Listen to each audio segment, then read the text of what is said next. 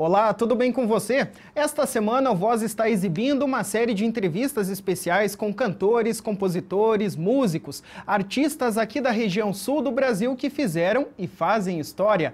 A TVCI quer evidenciar essas pessoas que usam dos seus dons para levar ao mundo a música raiz aqui da região.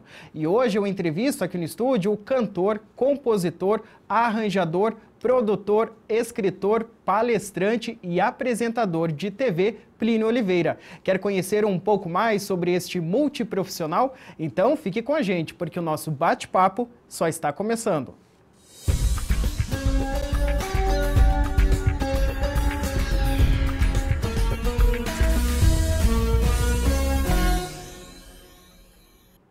Ele é gaúcho de Cruz Alta, uma cidade que fica na região ali do centro-norte do Rio Grande do Sul. Começou a estudar piano aos 9 anos de idade, um ano após chegar em Curitiba. Ele sempre se destacou nos cursos que realizou perante seus professores pela facilidade em ser autodidata. Artista nato, cotidianamente participava de festivais, em especial nos estados do Paraná e São Paulo, e em praticamente todos eles levou o primeiro lugar. Eu estou falando do Plínio Oliveira, cantor, compositor, maestro, apresentador de TV e várias outras atividades, não é mesmo, Plínio? Obrigado, querido, muito obrigado. Eu quero agradecer primeiramente aqui a sua presença aqui com a gente aqui no Voz, abrilhantando aí essa semana dos artistas aqui da região sul. É uma alegria, eu amo televisão, assisto muita televisão e já havia assistido o programa. Que bom. Inclusive acho que até era uma reprise, porque estava passando num horário bem tarde, que é o horário que eu consigo assistir televisão, que é à noite. De madrugada a gente reprisa também. E achei o programa muito bom, o conteúdo, a pessoa que estava sendo entrevistada no dia. E jamais imaginei que em breve eu estaria aqui. Fiquei muito feliz com o convite. A nossa preocupação é justamente essa, trazer pessoas que tenham muito conteúdo assim como você aqui para conversar com a gente. Obrigado, é um prazer mesmo. Plínio, para a gente começar o nosso bate-papo aqui, eu gostaria de começar justamente do começo, que é como é que foi o seu início na vida musical, né? Como eu disse na abertura, aos 9 anos de idade você começou a estudar piano, né? Eu tive um primeiro contato com o piano por volta dos 5 para 6 anos, quando a minha avó, que me criou, que eu chamo de mãe até hoje, ficou hospedada na casa de uns amigos, de um amigo, em Santa Maria, no Rio Grande do Sul, e lá tinha um piano. Uhum. E eu nunca tinha visto o piano, eu conhecia acordeon. E era muito interessante que antes de conhecer o piano, para mim não fazia sentido eu tocar o acordeon assim como ele é tocado, né? Mexendo com fole. Para mim tinha de ser, eu deitava ele na cama e tocava com as duas mãos o teclado. Depois, quando eu conheci o piano, aí eu falei, isso tá certo, né? Essa é a minha praia. Esse é para tocar com as duas mãos. Isso eu tinha 5 anos, mas a gente ficou hospedado, era uma casa numa fazenda, pouco tempo. Lá eu brincava todo dia, como qualquer criança, de tirar som, mas fiquei encantado. E quando vim para Curitiba, a minha tia Cleusa, inesquecível, ela teve vontade de estudar piano e aí ela estudava, acabou comprando um piano todo cheio de cupim. Jamais vou esquecer que o meu amor pelo instrumento era tão grande que a gente ficou dias com agulha de injeção em mais de, sei lá, eram mais de 1000 buraquinhos de cupim. Injetando lá. Que ela comprou um piano barato que estava cheio de cupim. E no fim a gente conseguiu eliminar os cupins e restaurar. Ela foi estudar e ela estudava e eu brincava e ela não gostava muito, ela tinha medo que estragasse o piano e daí ela trancava o piano para não brincar, mas como eu sou muito irreverente e incontrolável, eu desmontava o piano para poder romper a fechadura. Sim. E eu tocava, aprendia a desmontar, montar e durante muito tempo eu fazia isso sem ela saber. Montava escondido de novo antes da tia chegar. Quando ela percebeu, ela falou, então você vai estudar. E a minha reação foi, tá bom, mas um sentimento interior de dizer, eu não preciso estudar, eu já sei isso. Sim. E até bacana. Naturalmente, aquilo que os professores queriam me ensinar, eu não sabia. Mas o que eu queria, eu sabia. Você sabia. Pois é bacana você falar isso porque a gente, lendo a sua biografia, fica claro ali que você foi autodidata, né? Se não em tudo, em quase tudo, né? O que você aprendeu aí na vida musical. Por alguma razão que ainda me escapa, eu tinha o sentimento de que eu simplesmente seria capaz de fazer o que eu queria. Tanto que aos 14 para 15 anos, quando eu estava tendo aula ainda, aula particular nessa época, foi feita uma uma daquelas apresentações, foi feita uma daquelas apresentações de alunos, para as famílias e tal, Sim. e eu tinha que tocar a Sonata ao Luar, que eu adoro, Beethoven, mas eu nunca estudava as coisas que a professora queria que eu estudasse. Eu ouvia, tocava, dizia, legal, é bonito Sim. isso, mas eu quero tocar as minhas coisas. Sim.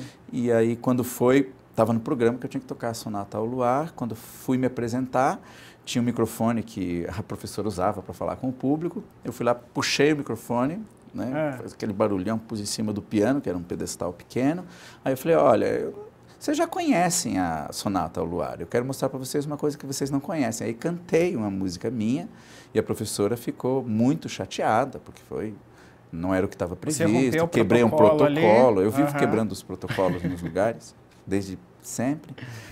E aí, na próxima aula, ela veio e perguntou, o que você quer? Eu falei, olha, eu quero o seguinte, eu já pesquisei e vi que um dos maiores compositores brasileiros, que foi o Tom Jobim, nunca estudou formalmente música, teve aula, mas não foi isso que o constituiu. Ah, mas o Kohreuter, que é um grande maestro e compositor de música contemporânea, acho que já deve ter falecido o Kohreuter, com certeza já. O Tom Jobim estudou com o Kohreuter, e a minha resposta foi, mas quem aprendeu foi o Kohreuter, não foi o Tom Jobim. Não foi ele.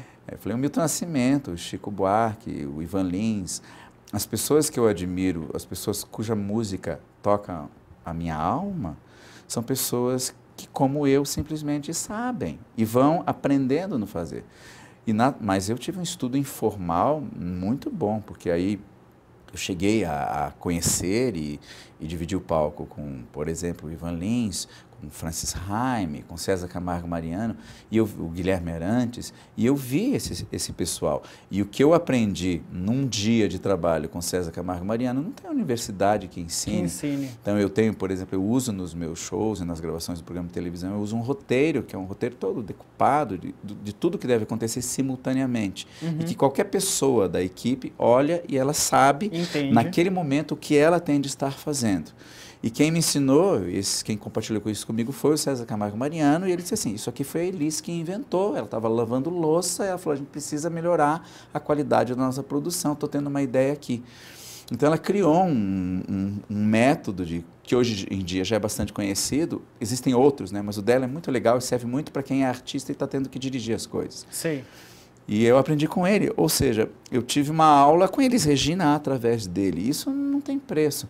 Então, parece que dentro de mim eu sabia que o que eu precisava aprender, e todo mundo tem que aprender, muito aprender, os professores não tinham como me dar, inclusive porque esses professores, por melhores que sejam, eles não fazem o que eu queria fazer. O que eu queria fazer era vir para a televisão cantar, falar, sentar no piano e compor uma canção, me comunicar com as pessoas, conseguir fazer com que uma plateia ficasse atenta a mim, compor coisas que as pessoas consigam cantar junto e, ao mesmo tempo, ter algum grau de novidade para que, além dela cantar junto, ela também se surpreenda. Toque, né? E isso, a única pessoa as pessoas que poderiam me ensinar não estavam disponíveis, porque não dão aula. O Chico Buarque não dá aula, o Milton Nascimento não dá aula, o Lenine não dá aula, eu não dou aula. Um jovem que está assistindo diz, eu quero também, eu digo, pois é, a aula eu não dou, se você vai no pode, meu show que de repente, vai no show, fica nos bastidores, senta, aproveita assiste, faz o que eu coisa. fiz, né? Eu fiquei durante muito tempo indo a shows e vendo como eles faziam. Sim. E hoje eu tenho um domínio técnico da estrutura do show, que vai da luz a C. Então, assim, se o eletricista não for, fique tranquilo, eu ligo, eu sei mexer no quadro de luz. Ponho a luvinha e faço funcionar. Olha só. Porque na contemporaneidade é impossível você ter uma carreira artística independente como a minha, se não for capaz de fazer todas essas funções. Tá certo. Então, não é um desprezo ao ensino formal, mas a compreensão que desde jovem eu vi que o que eu precisava aprender, os professores não estavam disponíveis.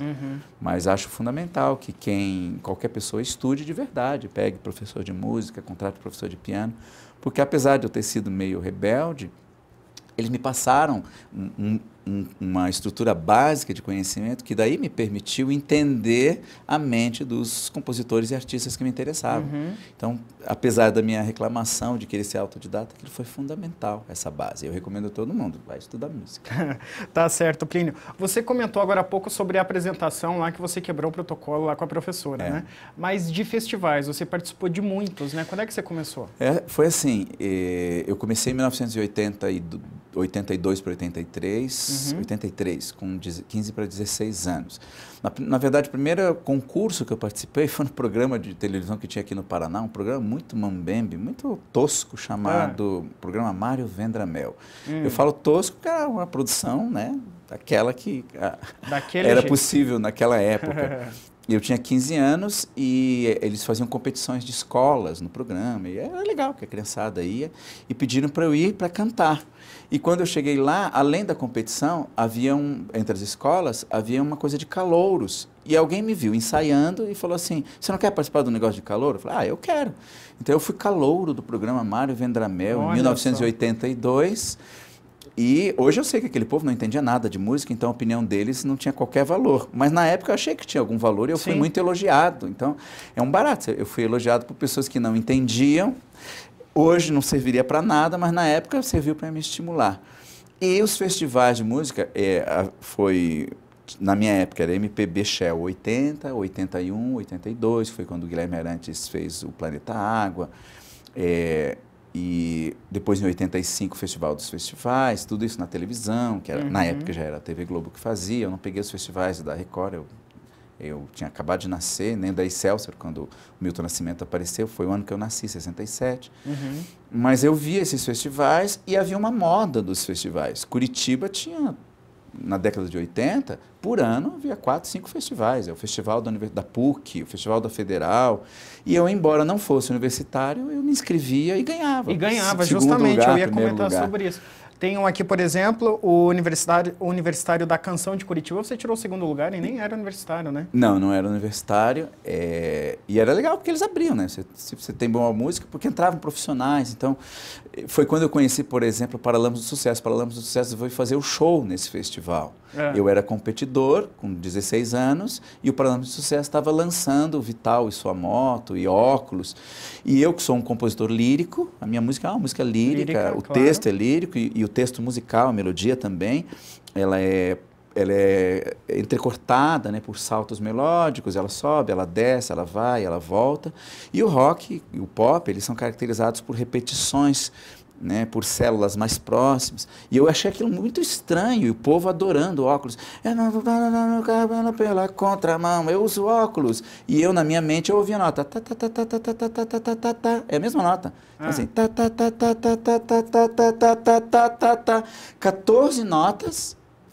14 notas para falar uma frase, mas é a mesma nota.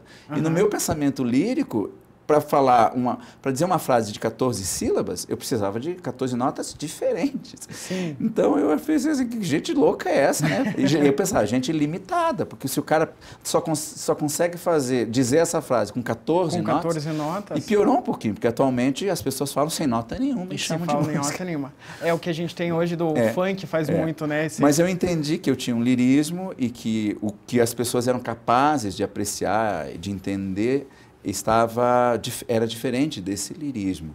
E foi ali que eu pensei, bom, eu vou para os festivais sabendo, e eu já sabia, que não me levarão a lugar nenhum, mas eu queria experimentar, claro, queria experiência, conhecer pessoas. E era muito divertido, porque eu ganhava algum dinheiro, foi ali que eu conheci Ivan Lins, foi ali que eu conheci Simone, foi ali que eu conheci a Jane do Bock, foi ali que eu conheci grandes maestros, Tim Maia, eu conheci Tim Maia, quando daí eu já estava dirigindo um festival e a gente conseguiu produzir muito legal o festival e o Tim Maia não me xingou, porque ele ficava na época, retorno, maestro, retorno. Comigo ele dizia assim, maestro, você é bonitinho, hein, maestro? Olha só que bacana. E eu era muito jovem. Então, os festivais foram muito importantes nesse sentido, de uma experiência tão válida quanto qualquer outra, mas eu sabia que eles não me levariam a lugar nenhum. Tá certo. Plínio, a gente precisa fazer um intervalo comercial, mas eu queria, antes da gente sair para o intervalo, deixar uma palhinha. Você escolhe alguma canção sua aí para a gente começar o intervalo aqui? Já que você falou de festivais, tem uma canção que foi a canção dos 300 anos de Curitiba, em 1993. A prefeitura, através da Fundação Cultural, fez um festival, que era moda na época. E eu escrevi 12 músicas para Curitiba, escolhi as 3 que eu mais gostei pus as três se classificaram nas fases eliminatórias e eu acabei ganhando o festival. E eu sempre conto isso para dizer para as pessoas, eu ganhei porque eu trabalhei para ganhar. Os meus amigos, eles pegaram a música que já havia e pronto. Eu não, eu fiquei meses ali, 2, 3 meses, preparando o material. E eu ganhei com uma música chamada Nossa Curitiba, mas a vencedora mesmo foi a minha outra música. Eu falo vencedora porque é que o público gostou, que se chama Rainha dos Pinheirais, que até hoje as pessoas acham que foi ela que venceu o festival. E ela diz assim, essa canção é para quem te conhece, seja de ouvir ou de ver. É mais ou menos talvez uma prece, ou como um grito de amor que é só bem querer. No novo mundo junto ao Pinheirinho, eu vi nascendo você. Então São Francisco nos deu seu carinho, e hoje a Água Verde é mais pura por suas mercês. Aqui a gente está nas mercês, né? Então eu brinquei com os nomes dos bairros. Então a música tem 48 nomes de bairros, ruas e praças da cidade que vão contando a história do desenvolvimento da cidade, a Rainha dos Pinheirais. Que bacana, Plínio, obrigado. Então daqui a pouquinho a gente volta e você não saia daí. Obrigado.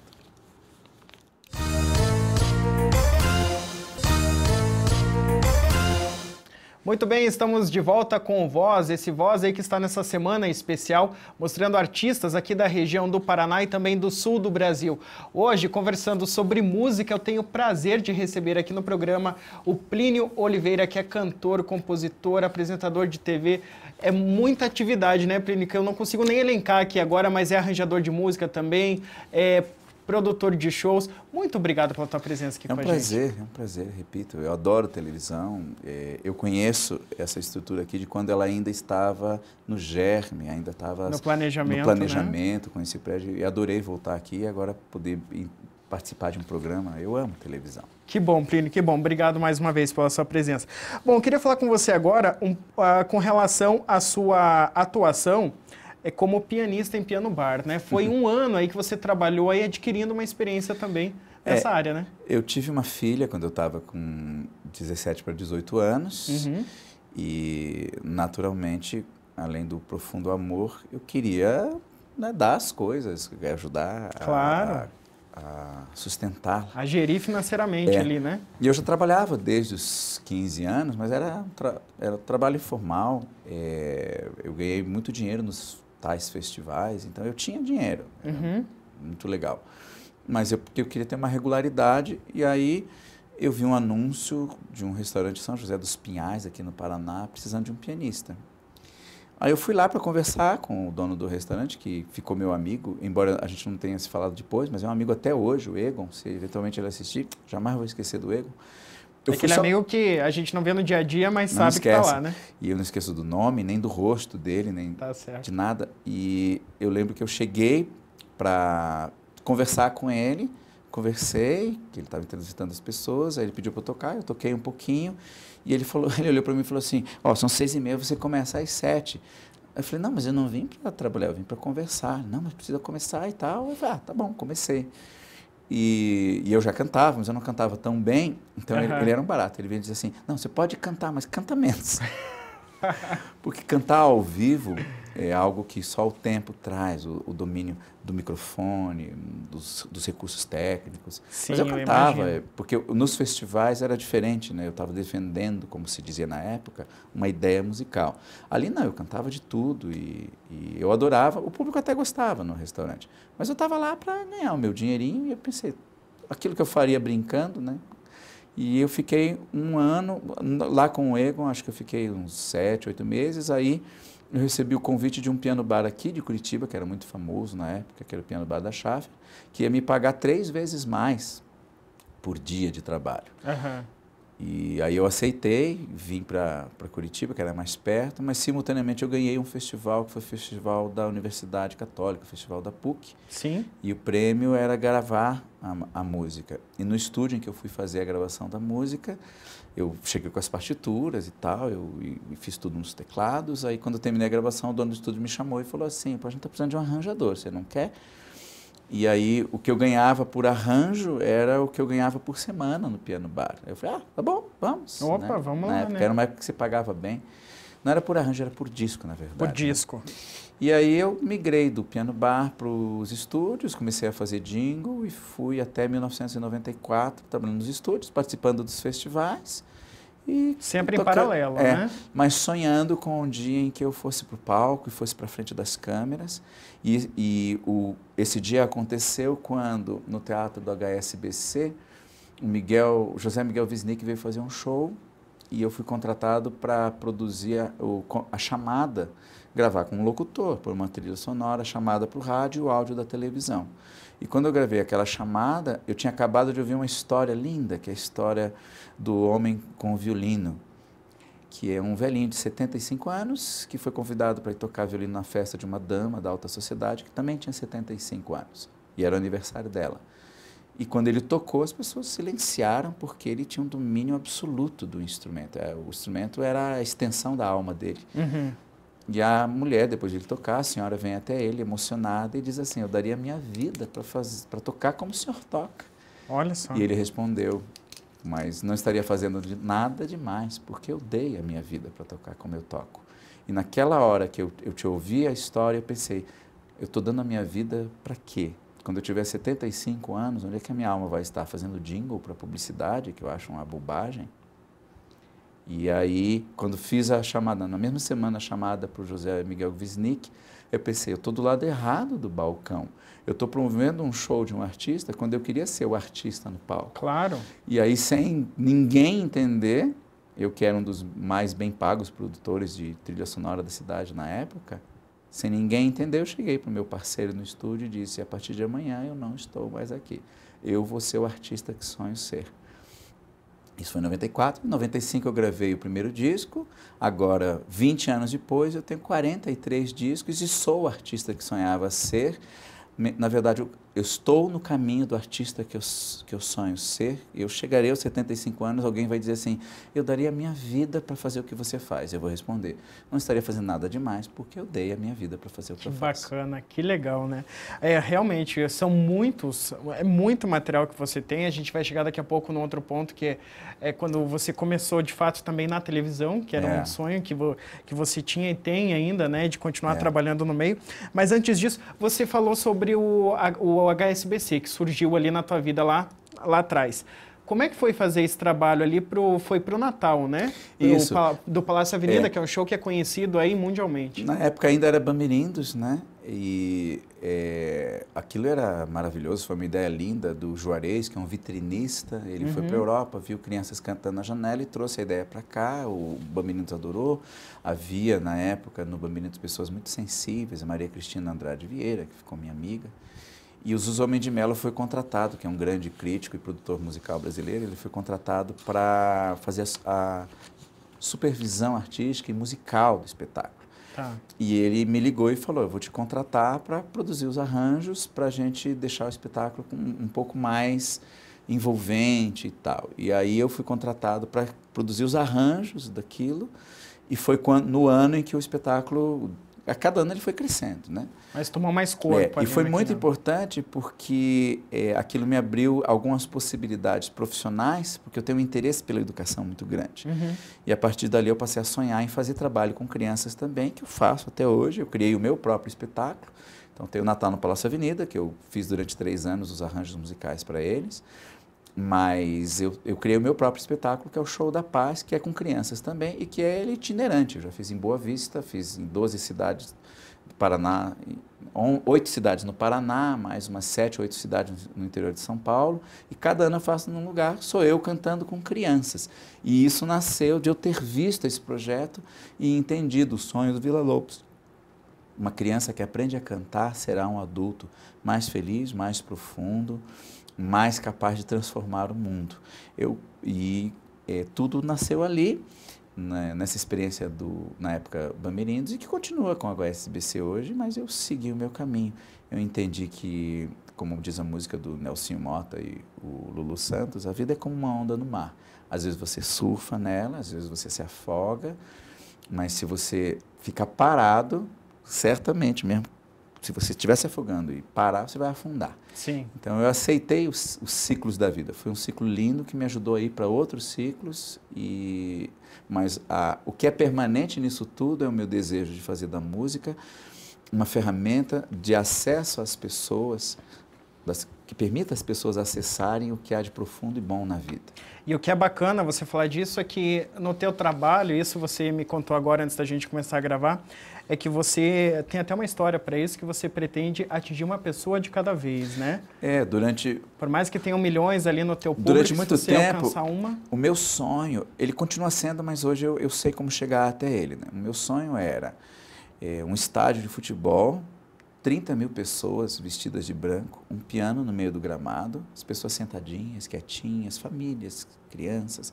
Eu entro, sento ao piano e a gente vai cantar o amor, a paz e o bem no mundo de violência, que ainda é. Esse é o sonho. Eu não sabia como chegar a isso. Hoje eu sei como chegar a isso e você verá isso. Quando eu tiver os 75 anos, aí eu vou sair do palco, alguém vai dizer assim, nossa, eu queria fazer o que você faz, eu dei a vida para isso. E é uma pessoa de cada vez.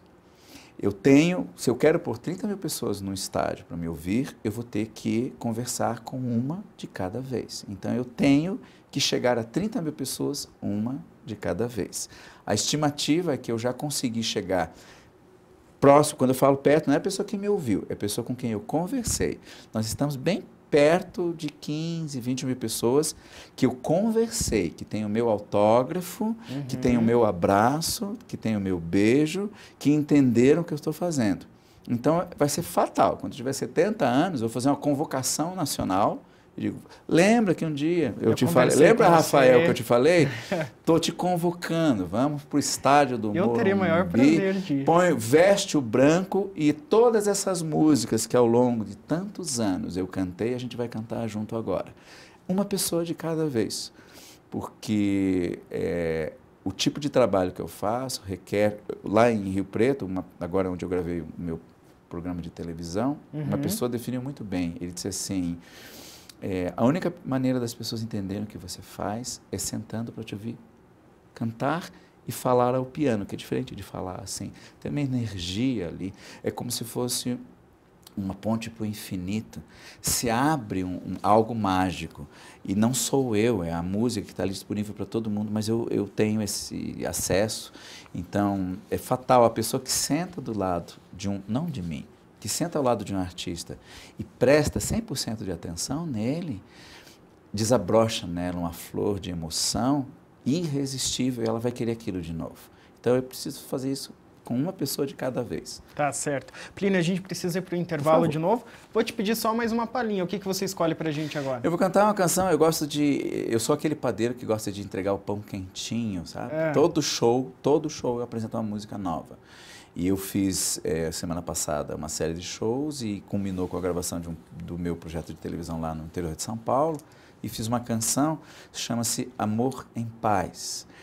As pessoas, em nome do amor, guerreiam muito, sabe? O amor, em vez de ser algo que as deixa felizes, as torna oprimidas, chegam a ter medo das pessoas que amam, o medo básico de não atender às expectativas de quem elas amam. E eu pensei, eu preciso dizer para as pessoas assim, vamos nos amar em paz? Meus amigos, minha família, minha mulher, meus filhos, o pessoal no futebol que eu jogo, meus companheiros de trabalho no palco, os outros músicos. Vamos nos amar em paz. E a música diz assim, vem quando quiser, faz tudo que puder, caminha em sua direção. Se estamos juntos, eu jamais pergunto, apenas pego a tua mão. Não tenha cuidado, nada está errado, tudo é como deve ser. Eu te amo, porque sou, não pelo bem que só você pode me fazer. A fogueira está acesa, a toalha sobre a mesa, seja o que for melhor. Não estamos presos, não somos um peso, o amor é bem maior, maior do que a saudade, maior do que a verdade que insiste em nos desiludir. Eu te quero, porque espero, nada além do que já sei que posso te pedir. Um amor em paz, nada além do que um amor em paz. um amor em paz. Nada além do que um amor em paz é o que a gente precisa para poder produzir. O adorável Almir Sater colocou numa letra de canção isso, né? É preciso paz para poder sorrir, é preciso chuva para florir. O amor em paz é uma continuação desse discurso. Tá certo. Obrigado, Plínio, por mais essa palhinha aí. Você não saia daí que a gente já volta.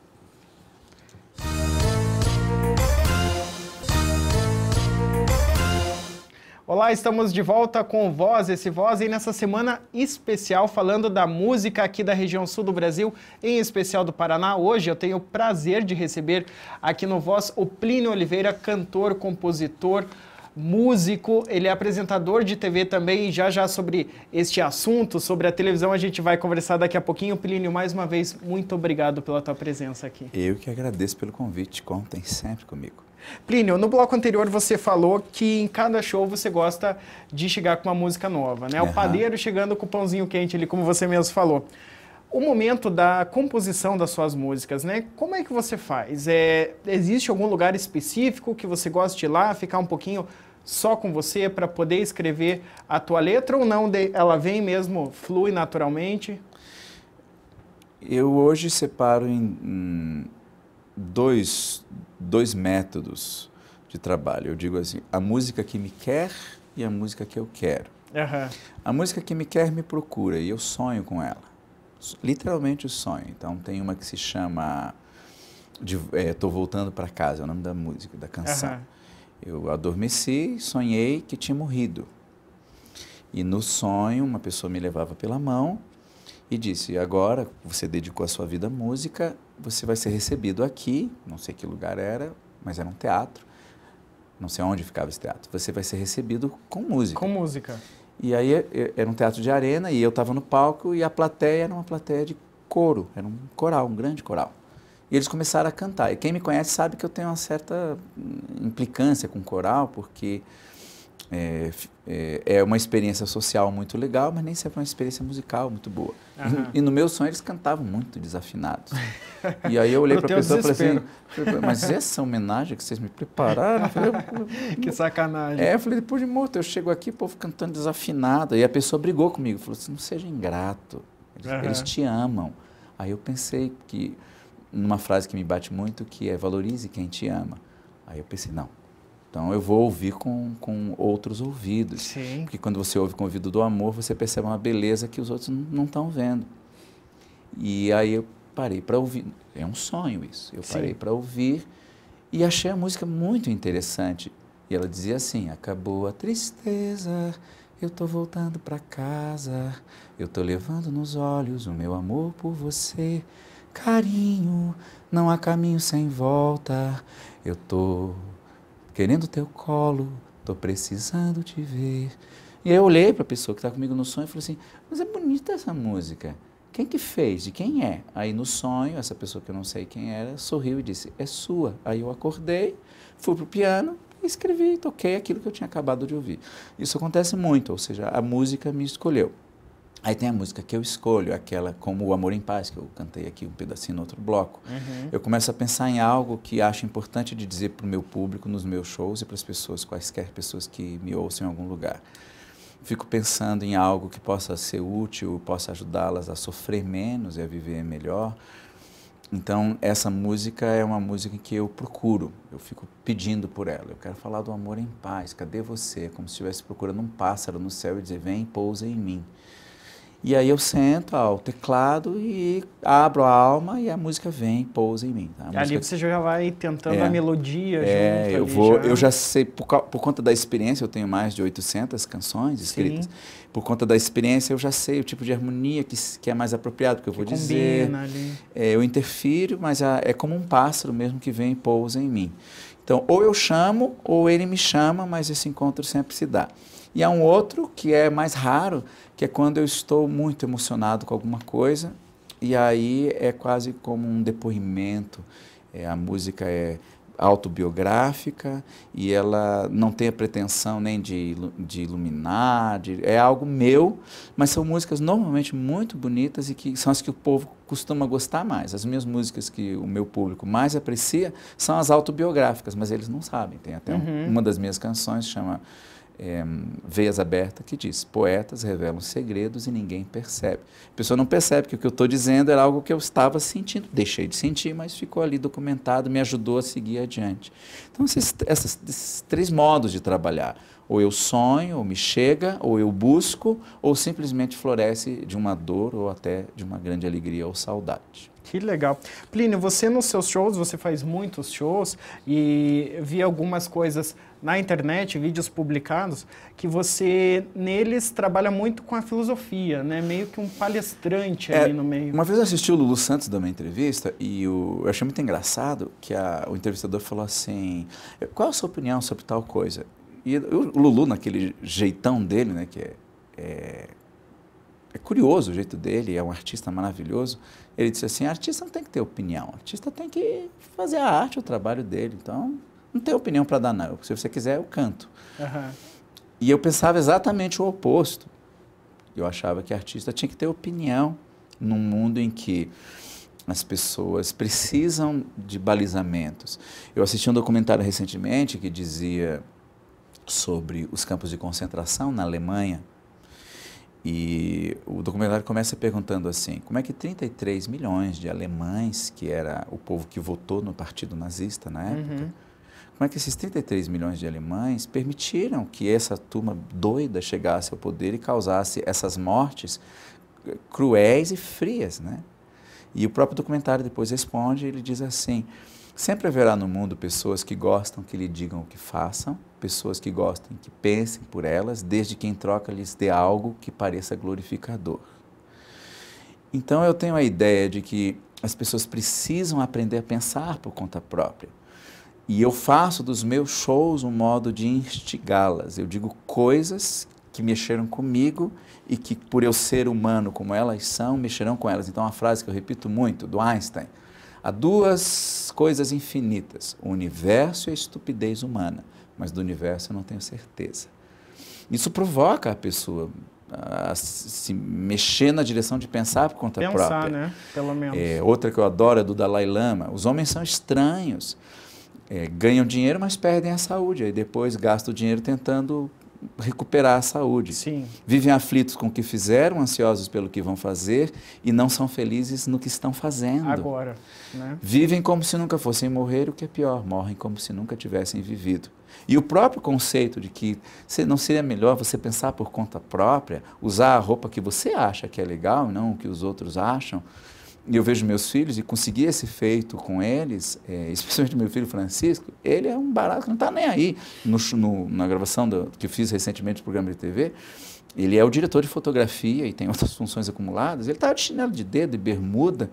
E uma das pessoas que a gente admira é o Peter Jackson, que é o cara que fez O Senhor dos Anéis e foi na pré-estreia do filme, que gerou mais de 1 bilhão de bilheteria. Ele foi de bermuda, aliás, bermuda não, ele foi de... era black tie e tênis, e barba mal feita. Então eu acho muito interessante essas figuras que conseguem ser elas mesmas, e acho importante que a gente tente descobrir, afinal, quem eu sou no meio disso tudo. Então, dentro de toda essa concepção, é impossível a pessoa entender a música que eu faço se ela não tiver esse comportamento de querer se compreender. Então eu entendi que, diferentemente do Lulu Santos, as pessoas não precisam concordar com as minhas opiniões, mas elas precisam ouvir, inclusive para discordar e construir sua própria opinião. Normalmente elas concordam, porque assim, quando você fala assim, você quer ter razão ou quer ser feliz? Tem hora que não dá para ter razão e ser feliz. Tem hora que você tem que dizer, tá, você tem razão, não vamos brigar. Sim, sim. E é uma lógica de uma ética, que é a ética do amor e da paz, que é irresistível, porque é muito melhor viver sem dor do que com dor. É muito melhor viver sem medo do que com medo. Então, a ética do amor e da paz, ela é a receita perfeita para quem quer viver de um modo mais leve. Aí tem mais saúde, fica mais jovial, tem 60 anos e parece ter 35, tem 70 e tem corpo de 45, por causa da ética do amor, da paz, que se aplica inclusive à saúde. Então, os meus shows, eles são para envolver as pessoas emocionalmente numa música que tem algum sentido, e com ideias que podem fazer com que as pessoas comecem a pensar por conta própria, a sair do lugar comum de ser o que todo mundo acha que precisa ser, sem pensar a respeito. Tá certo. Plínio, a gente vai fazer um novo intervalo comercial. Daqui a pouquinho a gente volta conversando mais aí sobre essa carreira brilhante desse artista aqui do sul do Brasil. É um minuto só, não saia daí.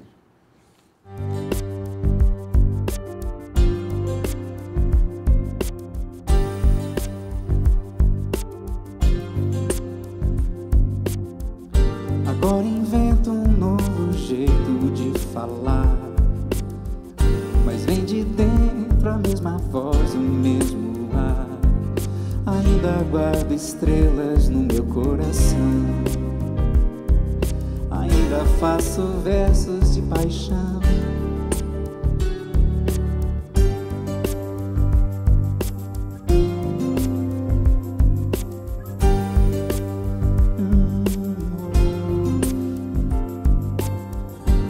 Ruas escuras, labirintos aos sapões. Não me engano, ainda percebo as ilusões. Só quero que você segure os seus sinões. Pra um pouco de alegria, abra todos os portões. Quero te falar das coisas que aprendi. Tristeza não me impede de sorrir.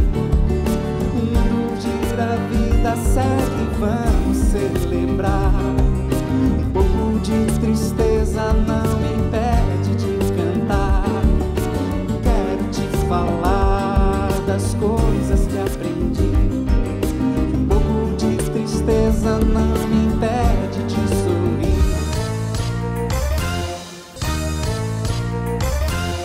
Olá, estamos de volta com o Voz, hoje num papo super gostoso com o Plínio Oliveira, cantor, compositor, músico aí, muitas atividades o Plínio desenvolve aí no mundo da música, né? Eu tenho o prazer de conversar hoje com ele aqui sobre diversos temas, inclusive como apresentador de TV, né, Plínio? Que é esse, o assunto é com o Plínio, apresentador, que eu quero conversar agora.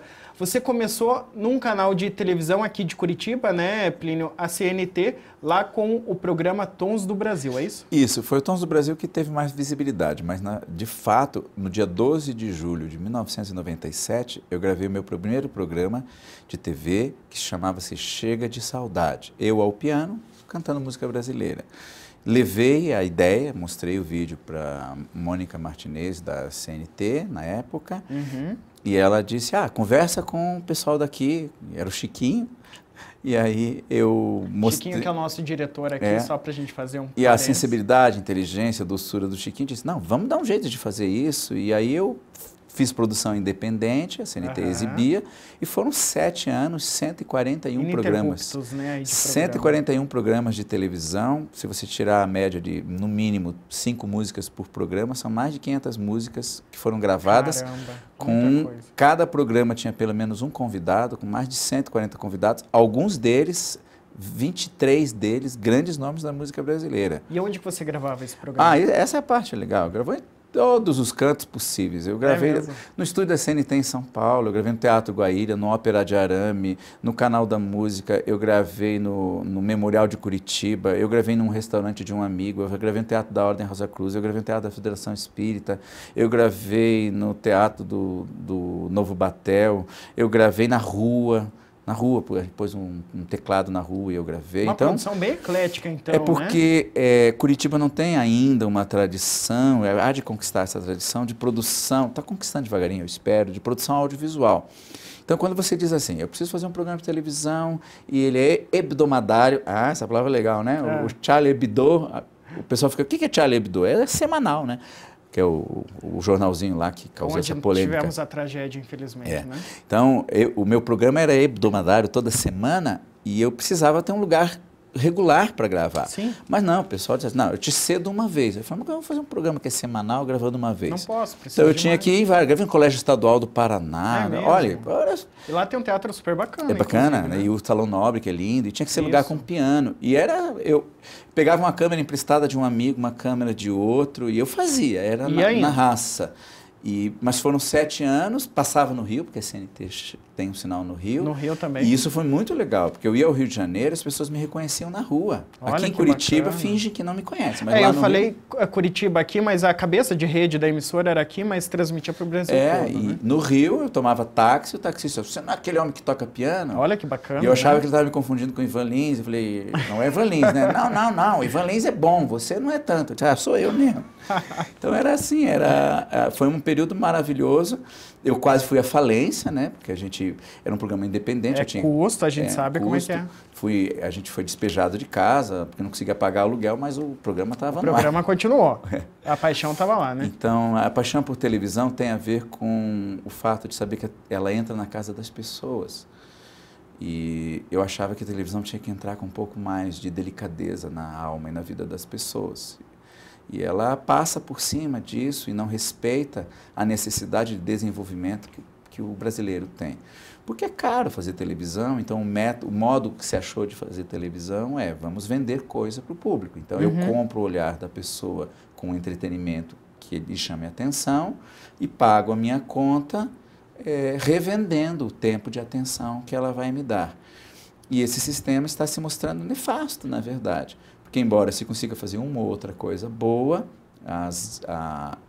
não necessariamente produz o desenvolvimento de quem está assistindo, a ponto de chegar a dizer, televisão, o Barão de Itararé diz, é uma maravilha da tecnologia a serviço da bestialidade humana, quando ela deveria ser uma maravilha da tecnologia a serviço da grandeza humana. Mas um programa como o seu, por exemplo, é um programa de grandeza. Muito obrigado. Estou falando do fundo do coração, tem gente em casa que está em busca dessa grandeza.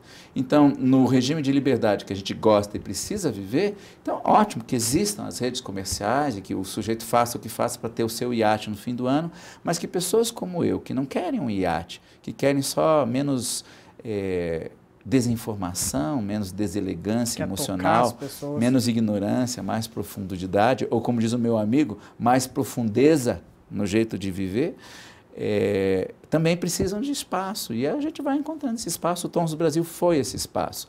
E eu achava que muita gente faria, e não, depois do Tons do Brasil, nunca mais se fez programa de música decente com continuidade, né? Tem uma boa notícia, assim, porque assim como você me deu um elogio, eu vou devolver então para você, porque você está com um projeto novo, inclusive comentou um pouquinho no bloco anterior aqui, que estava gravando, chegou, né, hoje cedo aqui para gravar com a gente, voltou a Curitiba. Ele está sendo produzido no interior de São Paulo também, mas vai ser transmitido para todo o Brasil, né? Isso, ele é pela Rede Evangelizar, que é uma rede dirigida pelo padre Ginaldo Manzotti, que tem um conteúdo religioso, mas que tem um conteúdo cultural. E em conversa surgiu a possibilidade de eu colocar um programa e eu falei, eu produzo, porque eu quero pôr no ar. E naquela ideia de pegar uma pessoa de cada vez, eu falei, me deem um ano, uma vez por semana, e são 52 semanas no ano, e eu vou pegar mais do que uma pessoa de cada vez, eu vou ampliar um pouco o negócio. E como tenho a facilidade no interior de São Paulo, que é muito desenvolvido, e eu tenho um público grande lá, eu decidi gravar lá, é muito difícil ir até lá, mas chegando lá tudo fica mais simples de fazer. Tanto que o programa que se chama Falando de Amor, é um programa eu ao piano, contando histórias, recebo convidados. Claro, não podia deixar de ser musical. E a gente, você tem ideia do impacto disso lá, nós tivemos 4 dias de divulgação, a Secretaria de Educação do município teve 4 dias para divulgar e 780 pessoas se inscreveram para ir assistir o programa. Para estar lá no público. Para estar no público. Olha que legal. E em 4 dias, então a adesão do público é muito grande a esse tipo de atividade. Você não precisa ir a São Paulo daí para assistir um programa sendo gravado. Porque ele acaba sendo um show também, né? Ele é um show, Plínio? As pessoas riem, se divertem, os bastidores são engraçados, eu troco de roupa no palco, não tiro toda a roupa, mas troco de paletó no palco. Ainda bem, né? Se uma esposa ia brigar em casa, né? Então, é muito divertido e emocionante, foi fascinante quando terminou a gravação do programa de estreia, que muitas pessoas estavam emocionadas, chorando, porque a gente cantou coisas que elas não viam mais e eu disse coisas do fundo do meu coração. Não é o slogan do programa, mas é a ideia do programa, é do meu coração para o coração de quem está assistindo. E a gente precisa alimentar o coração de coisa boa, senão ele fica azedo e adoece.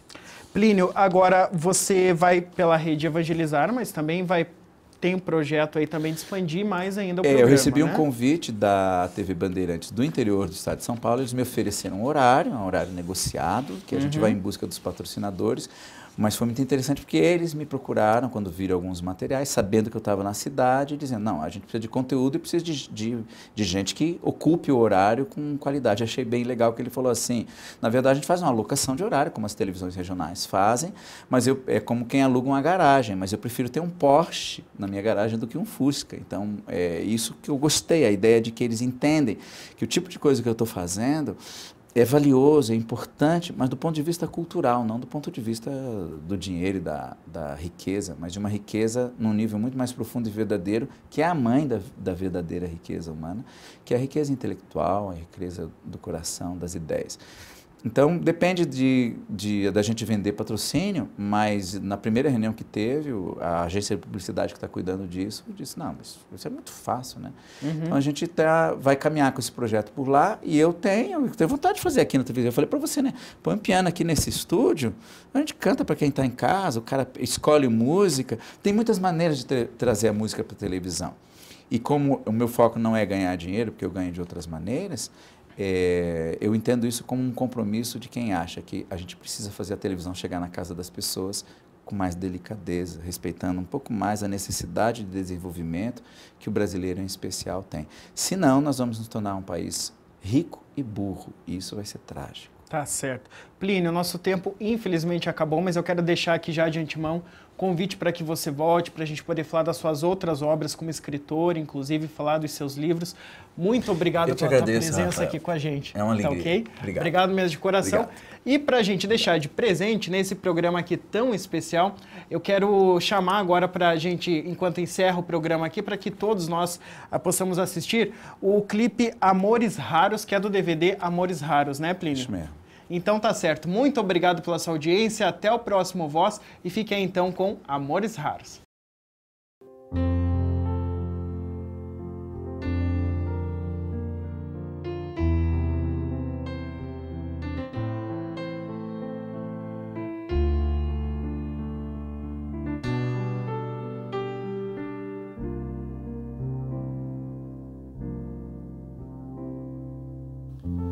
Não vou mudar o mundo ao meu redor, nem vou salvar as vidas sem paixão, mas posso caminhar, ser livre para sonhar e não fugir da dor e nem negar o amor, porque eu nasci no colo do querer, porque eu senti meu coração bater. Chorei, cantei, sorri, vivi e aprendi, porque a vida me deu amores como o teu. Amores são para sempre,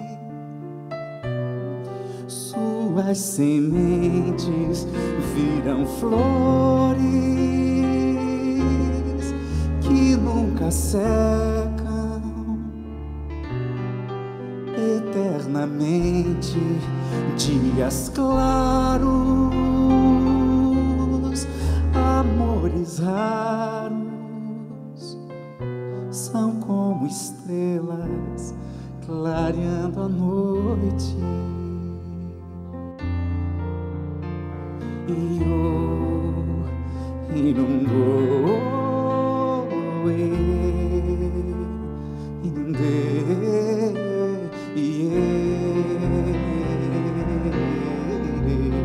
Amores são para sempre, suas sementes viram flores que nunca secam. Eternamente, dias claros, amores raros, são como estrelas clareando a noite. E